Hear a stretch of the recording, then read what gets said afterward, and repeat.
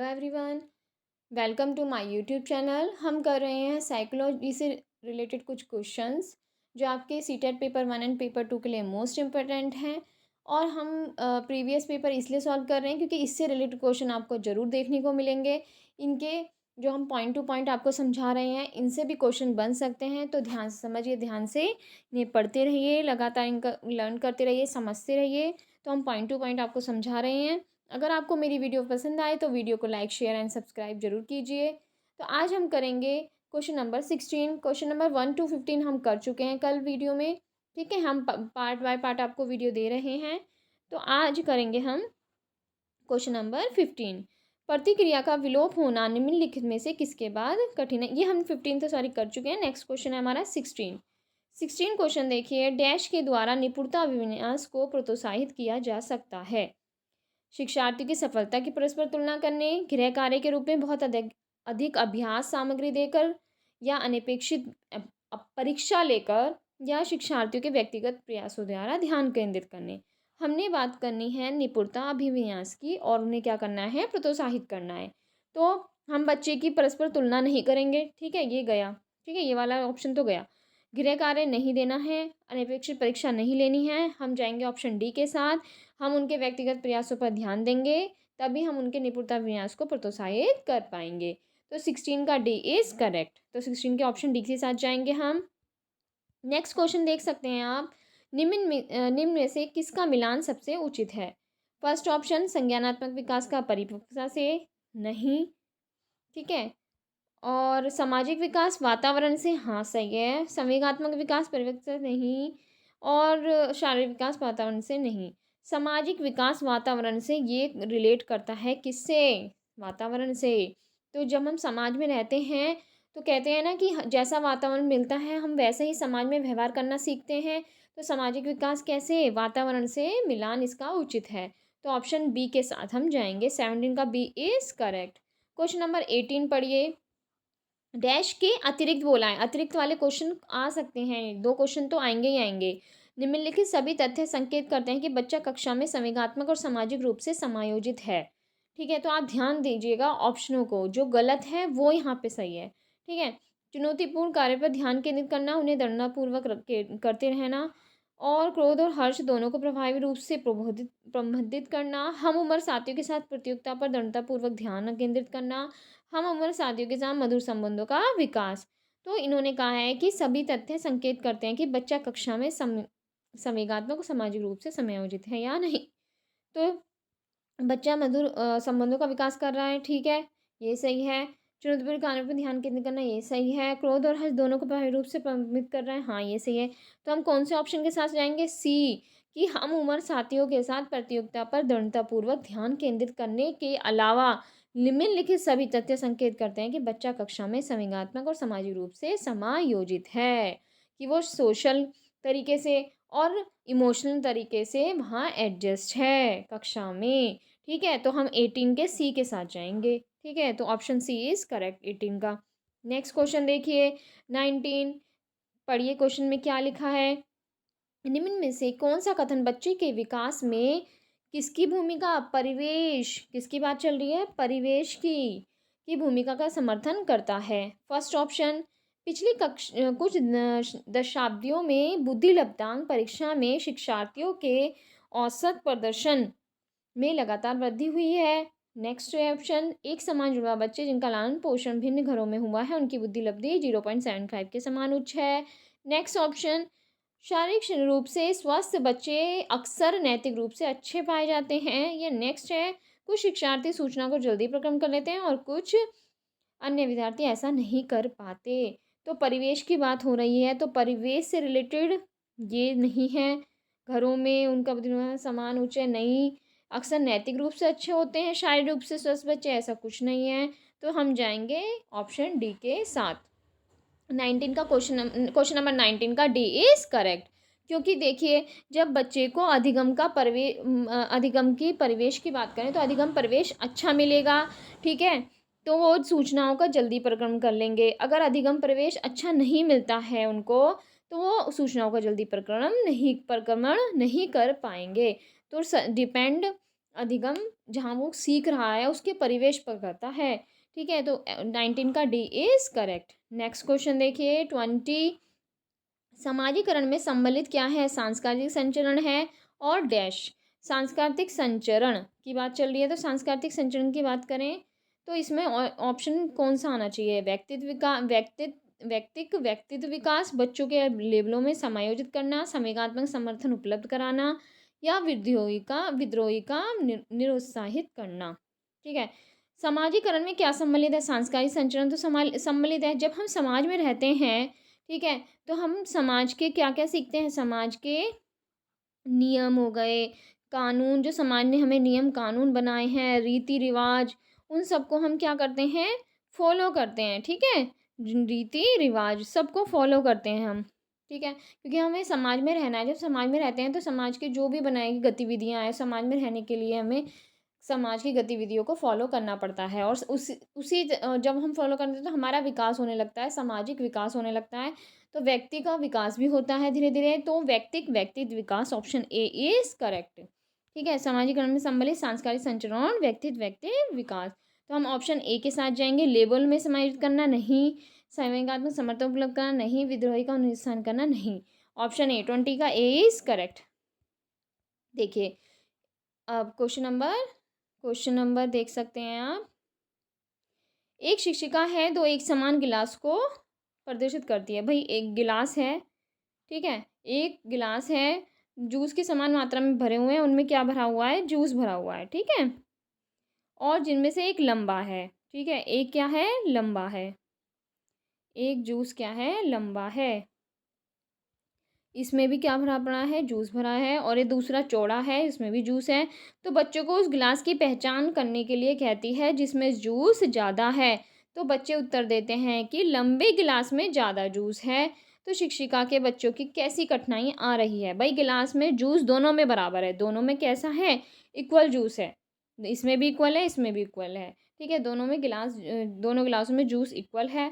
लेकिन बच्चा नहीं पहचान पा रहा है, वो कह रहा है कि लंबे गिलास में ज़्यादा जूस है, क्योंकि वो ज़्यादा जूस है, क्योंकि वो ज़्यादा उसे लंबा दिख रहा है ना, उसमें जगह आयतन की वजह से। ठीक है, तो शिक्षिका के बच्चों को क्या कठिनाई है? शिक्षा के बच्चों को विकेंद्रीकरण की कठिनाई है, समायोजन की कठिनाई है, अहम केंद्रिता की कठिनाई है, पलटावी गुण की कठिनाई है। तो उसे पलटावी गुण की कठिनाई है। अहम केंद्रिता का इसमें कोई रोल नहीं है, सेल्फ सेंटर्ड वाली बात ही नहीं हो रही है, विकेंद्रीकरण की भी कोई बात नहीं हुई, एडजस्टमेंट की भी कोई बात नहीं हो रही है। बात हो रही है रिवर्सिबिलिटी का, जो उसमें गुण है वो नहीं है, क्योंकि बच्चा भी छोटा है, उसमें संरक्षण वाला गुण नहीं अभी आया है। संरक्षण गुण आ जाएगा तो बच्चा पहचान लेगा कि जूस दोनों में बराबर है। तो पलटावी गुण। तो ऑप्शन सी के साथ जाएंगे, 21 का सी इज करेक्ट। आइए नेक्स्ट क्वेश्चन 22। कर्नेल सिंह कानूनी कार्यवाही तथा खर्चे के बावजूद आयकर नहीं दे रहे हैं। वो सोचते हैं कि वे एक भ्रष्ट सरकार को समर्थन नहीं करेंगे, अनावश्यक बांधों के निर्माण पर लाखों रुपया खर्च करती है। वह सभ्यता कोलरबर्ग की कौन से नैतिक विकास की किस अवस्था में है? तो कोलरबर्ग की जो नैतिक व्यवस्था है वो लेवल कौन सा है? लेवल की बात करें तो लेवल है वो 3। लेवल 3 की बात चलिए, जिसमें जो कोलरबर्ग ने कहा है कि नैतिक सिद्धांत हैं। ठीक है, नैतिक सिद्धांत और नैतिक मूल्य की बात की गई है इसमें।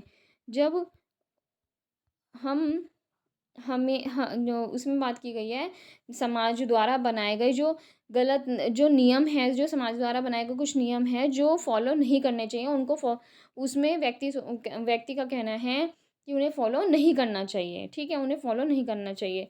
तो जो नैतिक सिद्धांत नैतिक मूल्य हैं उनको वो नहीं नैतिक विकास है, वो कह रहे हैं कोलंबक के कौन से विकास में है? तो वो है लास्ट, मतलब कि पच परंपरागत। लेवल 3 पच परंपरागत बांध के निर्माण में वो लाख रुपए खर्च करती है, एक भारत सरकार का समर्थन नहीं दे रहे हैं, क्योंकि वो नैतिक सिद्धांत नैतिक मूल्य को ज़्यादा प्रेफरेंस कर रहे हैं। वो कह रहे हैं उनके इसके लिए पैसे हम नहीं देंगे, ना टैक्स देंगे।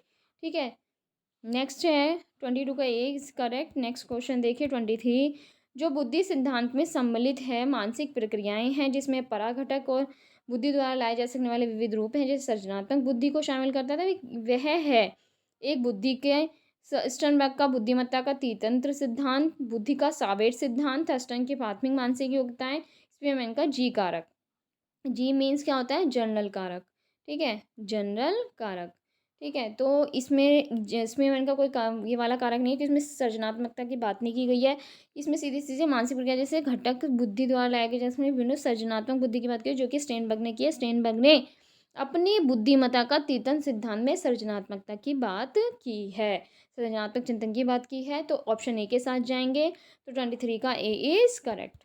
नेक्स्ट क्वेश्चन देखिए, निम्नलिखित में से कौन सी बहुबुद्धि सिद्धांत की आलोचना है? किसकी बात है? आलोचना है। एक इसमें क्या है ये? आलोचना है, एक तरह से कमी है। तो हम ऑप्शन पढ़ेंगे। बहुबुद्धि शिक्षार्थी को अपने रुझान के खोजने में मदद उपलब्ध कराती है, व्यवहारिक बुद्धि पर आवश्यकता से अधिक बल देती है, अनुभाविक साक्ष्यों को बिल्कुल भी समर्थन नहीं दे पा सकते, बहुबुद्धि केवल प्रतिभाएं हैं जो पूर्ण रूप में बुद्धि में विद्यमान रहती है। तो बहुबुद्धि की बात करें तो ये किसने दी है? बहुबुद्धि की बात करें तो ये गार्डनर ने दी है। कब दी थी? ये दी थी 1986 में।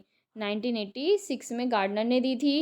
उन्होंने बहुबुद्धि सिद्धांत दिया था, जिसमें उन्होंने कहा था कि क्या ही दिए थे कि चित्रकार होता है, और चित्रकार हो गया, म्यूज़िक टीचर हो गए, अन्य को दिए थे कि उनमें भी बुद्धि होती है। ये जो होती हैं ये प्रतिभाएं होती हैं उनके अंदर, व्यक्तियों के अंदर, विद्यार्थियों के अंदर, उनके अंदर एक प्रतिभाएं होती हैं, वही उनकी बुद्धि है कि वो जैसे कला है, चित्रकारी है, और एटसेट्रा एटसेट्रा। तो ये बहुबुद्धि सिद्धांत की आलोचना कौन सी है? देखिए, अनुभवी साक्ष्य को बिल्कुल भी समर्थन नहीं देती है, दे सकता है, व्यवहारिक बुद्धि पर आवश्यकता से अधिक बल देती है। यहाँ ये देती है बल, और अपने रुझान को खोजने में मदद करती है, हाँ करती है। लेकिन केवल प्रतिभाएं हैं, हम ये नहीं कहेंगे, जो पूर्ण बुद्धि में विद्वान रहती है, ये इसकी एक आलोचना है। तो ऑप्शन डी इज करेक्ट। 24 के डी के साथ हम जाएंगे, तो D is correct. Next question आप देख सकते हैं स्क्रीन में 25। निम्नलिखित में से कौन सा युग्म के सही होने का संभावना सबसे कम है? देखिए, पढ़िए। ऑप्शन ए, भाषा और विचार प्रारंभ में दो भिन्न गतिविधियां, वैगोस ने कहा। भाषा विचार पर आधारित है, पियाजे ने कहा। ठीक है, नेक्स्ट है भाषा वातावरण में एक उद्दीपक है, स्किनर ने कहा। भाषा जो है, बच्चे भाषा के बारे में निश्चित ज्ञान के साथ प्रवेश करते हैं, चॉम्स्की ने। हाँ, चॉम्स्की ने भाषा के बारे में क्या करा है? सिद्धांत दिया, भाषा के बारे में एक निश्चित जानकारी दी है चॉम्स्की ने। ठीक है, चॉम्स्की की बात खत्म। भाषा वातावरण में एक उद्दीपक है, स्किनर ने कहा है, बात सही है। भाषा विचार पर आधारित है, पियाजे ने कहा हाँ सही है, क्योंकि पहले पियाजे ने ही इस भाषा और विचार पर कुछ अपने थॉट वो दिए हैं। लेकिन अब भाषा और विचार प्रारंभ में दो भिन्न गतिविधियां हैं, वाइगॉस्की ने ये नहीं किया, तो हम जाएंगे ऑप्शन ए के साथ। वाइगॉस्की जो हैं एक साइकोलॉजिस्ट हैं, जिन्होंने कहा है कि भाषा भी और विचार भी दोनों एक साथ चलते हैं, दोनों एक दूसरे से अंतः संबंधित है। भाषा के द्वारा ही जब भाषा है, तो भाषा के द्वारा ही बाल्यावस्था में जब होता है, बच्चा स्टेज में चल रहा है, उस स्टेज में चल रहा है, तो बच्चा जो है अपने विचारों किसके द्वारा प्रकट करेगा? बच्चा भाषा के द्वारा। तो भाषा बच्चे का एक विचारों का विचार प्रकट करने का एक माध्यम है। तो बच्चे जब संप्रेषण करेंगे, सामाजिक संप्रेषण करेंगे, किससे करेंगे? भाषा के द्वारा। तो भाषा और विचार प्रारंभ में दो भिन्न गतिविधियां हैं, ऑप्शन ए के साथ जाएंगे। 25 का ए इज करेक्ट। तो 25 का ए इज करेक्ट। नेक्स्ट क्वेश्चन पढ़ें। सामाजिक भूमिकाओं के कारण ना कि जेंडर संपत्ति के कारण सौंपी गई विशेषताएं रैश कहलाती हैं। तो ये क्या है? ऑप्शन बी के साथ जाएंगे हम। ऑप्शन बी, जेंडर भूमिका और रूढ़िबद्धता। सामाजिक भूमिकाओं के कारण, ना कि ये संपत्ति के कारण सौंपी गई एक विशेषताएं हैं। नेक्स्ट क्वेश्चन देखिए। नेक्स्ट है हमारा 27। निम्नलिखित में से कौन से अधिगम की अधिगम को अधिकतम करना है? क्या करना है? अधिगम को बढ़ाना है। अधिगम को अधिकतम करने के लिए सबसे उचित कौन सा पॉइंट बैठेगा? देखिए, ए, शिक्षार्थियों में व्यक्ति भिन्नता को सहज बनाने के लिए समान शिक्षार्थियों के जोड़े बनाए रखना।